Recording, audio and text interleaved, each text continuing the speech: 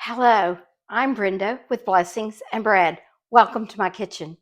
Today, I'm making salted caramel chocolate chip cookie bars. These are the most amazing ooey gooey bar cookie that I think I've ever eaten, and I would love to share that recipe with you today. I'm making these cookie bars for the youth group tonight at church. Once a month, I help do the food on Wednesday night for the youth, and this is our week. So this is one of their favorites that I make. I always do the dessert, and I usually like to make some kind of fun cookie or cookie bar for them, and this is one of the favorites. So let's get started. I've actually already done the first step because takes a little bit of time, and that is um, I took 10 ounces of Kraft caramel bits and 1 can of sweetened condensed milk, combined them in my large 4-cup measuring cup, and I melted the caramels in the Eagle brand, or not Eagle, that's a brand name, sweetened condensed milk. Uh, and I've let it kind of cool so it's gotten thicker again, and it's coming back to room temperature, or at least close to room temperature. So I do this first so it has time to cool. So that step has already been done, and I'm going to set this aside till we need it for later. The first part, now the next part is to make the chocolate chip cookie bar part. And this recipe is just very similar to a chocolate chip cookie recipe. So we'll get started with that. And we're going to start with a whole cup of unsalted butter. Or actually, in this recipe, you could use salted butter because it is a salted caramel cookie bar. So, but we're going to start by creaming that. Your butter needs to be softened so it will cream well.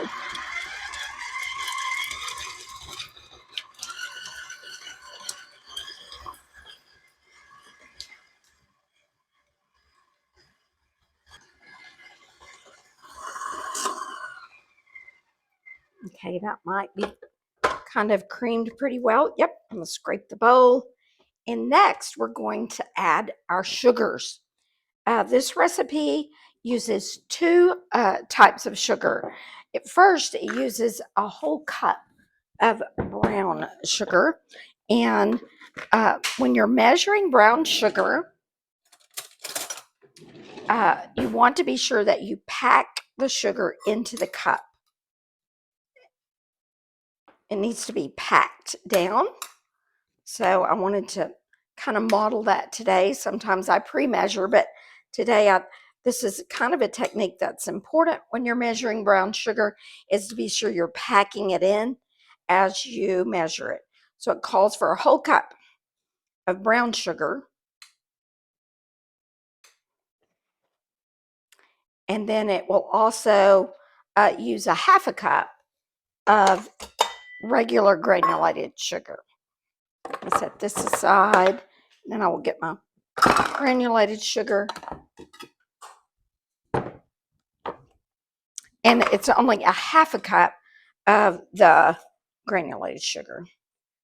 And let's see, I have a little level here so I can level it off. There we go. All right. So that's the two sugars. And now we're going to need to combine these. Probably take about a good 2 minutes to get them combined together. So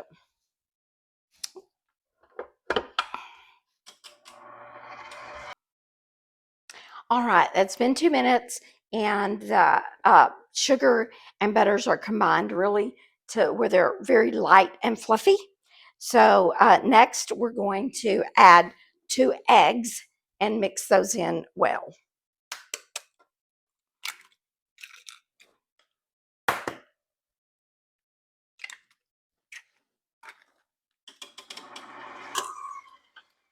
Now I'm going to stop, and now the eggs are fairly well mixed, but I'm going to have to scrape down the sides of the bowl just a little bit to get all of that mixed really good together.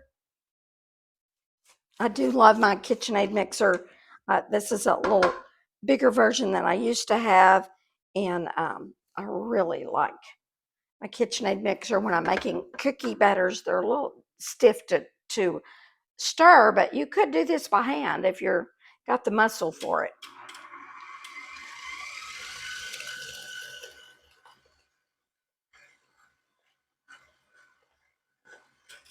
Okay, now next we're going to add the vanilla, which is a teaspoon of vanilla. Somewhere I had a teaspoon of vanilla, teaspoon of vanilla, and I should have measured my baking powder first and salt. So now my teaspoon is wet, but I'll just dry it out really quick, and then we're going to do a teaspoon of kosher salt. And the coarser kosher salt, since it is salted caramel, will help you to taste the saltiness a little bit more than if it was just regular table salt. And then a teaspoon, let me double check my recipe. Yes, a teaspoon of baking powder. And you go ahead and mix that in now also. So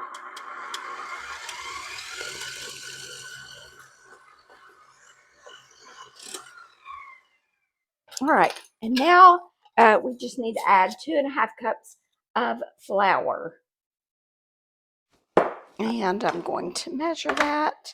Again, it's important, I think, when you're using flour, you don't always have to sift, but I like to stir my flour a little bit so because it settles in there. And then I also like to spoon it into my my measuring cup. So we're going to spoon that in and then level it off. So and we're going to add this kind of gradually, a little bit at a time, on a slow speed so it doesn't go everywhere.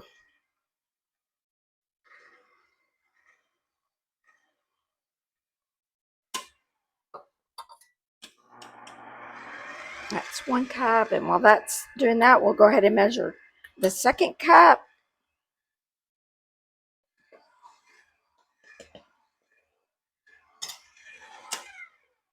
Stop and put about half of that in there and mix it some more.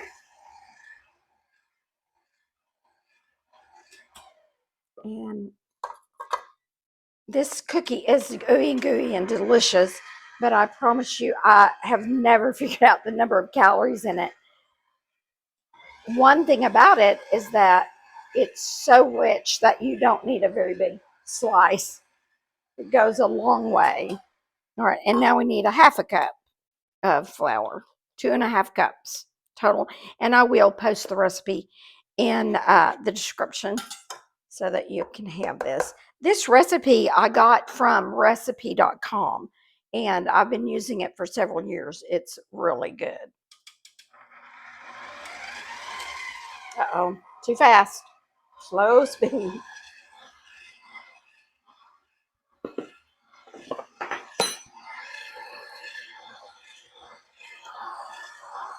All right, I'm going to stop that and scrape the sides of the bowl again just to get everything down in there and get it mixed really well. Basically, what I have so far is the cookie dough without the chocolate chips kind of made. And we'll add the chocolate chips next.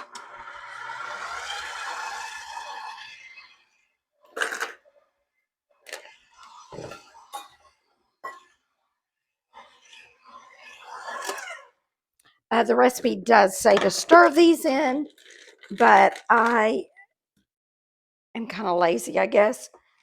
I just mix mine in. I've never seen it to be a problem. And I just let my mixer do the work.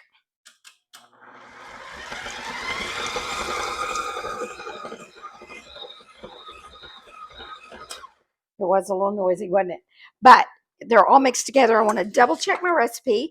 So far, we have a cup of salted butter, a cup of packed. It calls for light brown sugar, but you can also use dark brown. It will just make it a little gooier, probably. if you use the dark brown sugar has more molasses in it, is why it's darker. We have a half a cup of regular granulated sugar, 2 large eggs, teaspoon of vanilla, a teaspoon of kosher salt, teaspoon of baking soda, 2.5 cups all-purpose flour, and 2 cups of chocolate chips. I use semi-sweet. You can use uh, whichever kind you like. All right. So that is the cookie dough. And that's all done. Our mixing's done. So now it's time to put it in the pan. Let me move all of this out of the way so you can see better. And I'll bring my pan around. I've already partially prepared my pan.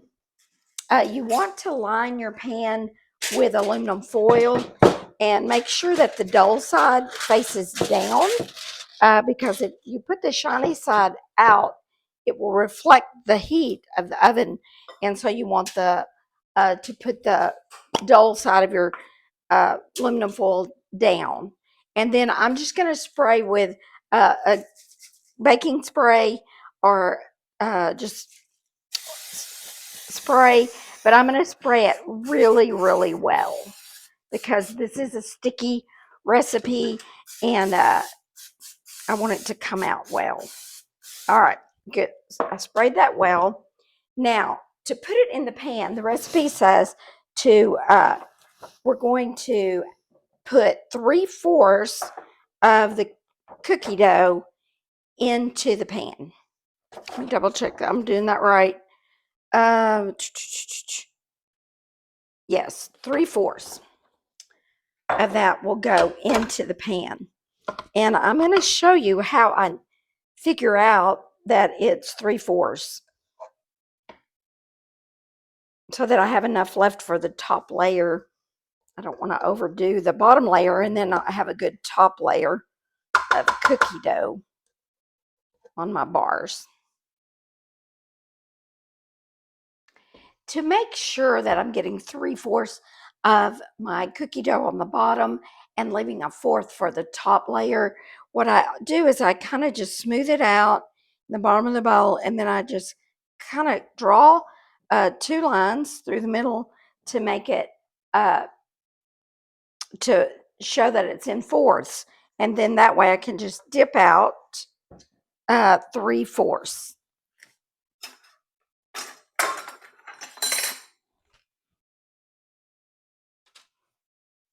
And then I can just dip that out and it goes in the pan.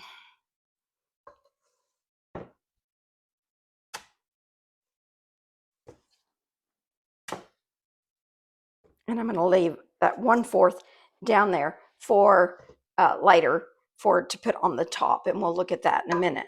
All right, once the cookie dough is in the pan, I'm just going to use a little spatula to spread it out so that it makes an even layer on the whole bottom of the 9x13 pan. So just spread them out so it's all even. Try and get it as even as possible. We'll be baking these in a minute for the recipe says 25 to 35 minutes, but I've found that at least 30, and sometimes I give them another few minutes after that because they're definitely soft and gooey. All right, so now we have the cookie dough spread to the bottom of the pan, and the next thing we're going to do, let me set that aside. And the next thing we're going to do is we're going to take the caramel sauce that I made in the beginning, and we're going to pour that onto the cookie dough. But let me just say, we only are going to use 3/4 of your caramel sauce, and it makes about 2 cups. So I like to actually measure that, and I'm going to pour it into another cup and measure about 1.5 cups is what goes on at this point, and then we'll save the other uh, part for later. So I'm going to do about 1.5 cups.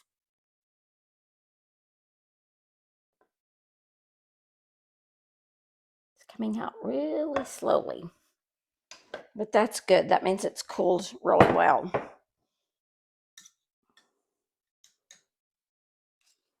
All right.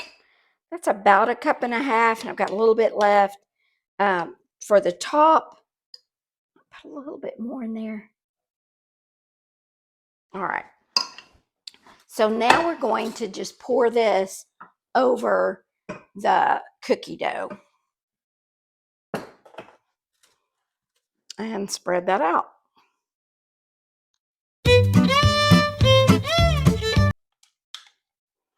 This caramel sauce it's really sinful. It's so rich. So just eat a little bite and it'll be okay. All right, we're going to spread that nice and smooth so it covers all the cookie dough. And then next, we're going to take the rest of the cookie dough and we're going to scoop it. But it says by teaspoonfuls, but I actually use my cookie scoop. Uh-oh, sorry about that. I didn't mean to shake the... But I actually use my cookie scoop, and I just dot it almost like I was going to bake cookies. I think it'll take about 3 across usually. Sometimes I have a little extra, but usually 3 across. I'll kind of fill it up, and then when this bakes, the cookie dough will make a nice layer of cookie on top of the caramel sauce, and then the caramel sauce ends up being mostly sandwiched between the 2 layers of chocolate chip cookie dough.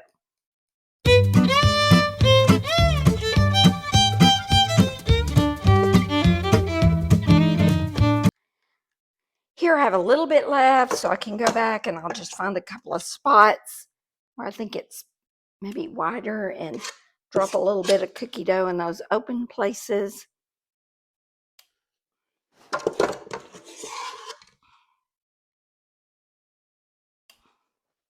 And that is about all of the cookie dough. So now we're going to put it, as like I said, we'll be putting it in the oven and we'll be cooking it for about 30, maybe 35 minutes or so. Once your cookie bar comes out of the oven, you want to take the leftover caramel sauce and just squeeze it onto the drizzle it. You want to drizzle it over the cookie bar, and you can use it a Ziploc bag if you don't have a squeeze bottle. And I do have to heat this a little bit to get it to be warm enough to actually drizzle. Otherwise, it just kind of globs on there. Then after you squeeze some of the caramel sauce on top, then take your kosher salt or sea salt and sprinkle a little bit on top just to help cut that sweetness of the cookie bar. And now we'll wait for the cookie bars to completely cool, and then we'll cut them and see how ooey and gooey and delicious they are. Well, the cookie bars are cooled, and I've already sliced them and put them on the tray, ready to take them to the church tonight for the youth. I kept a few of them though, just so we could you could see them and we could taste them, and you could see how really ooey gooey they are. They're just so gooey, and you see that, but they are delicious. Here, let me take a little tiny bite, but finger looking good. My husband said these are why God made milk, because you needed to drink some milk with them because they're so rich. They are ooey, they're gooey, and they are delicious. You need to try them. And they're really easy to do. I hope you've enjoyed this video. My voice is just about gone. It's the end of the day.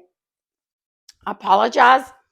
I've been having trouble, as I've told you in other videos, since I had a scope done of my lungs, and my voice just won't come back. But I'm tired of waiting to make more videos. So please excuse my voice, and I hope you'll try this recipe. If you liked this and you enjoyed my videos, please subscribe to my channel as I'm getting started on this journey. I would love for you to join me on this little adventure, and we'll see what I can really do. I promise I'm going to do my best to get better at everything, and I hope that you'll come back and watch some more of my videos. Until I'm in my kitchen again, I will see you next time, either in my kitchen, on my porch, or in my garden.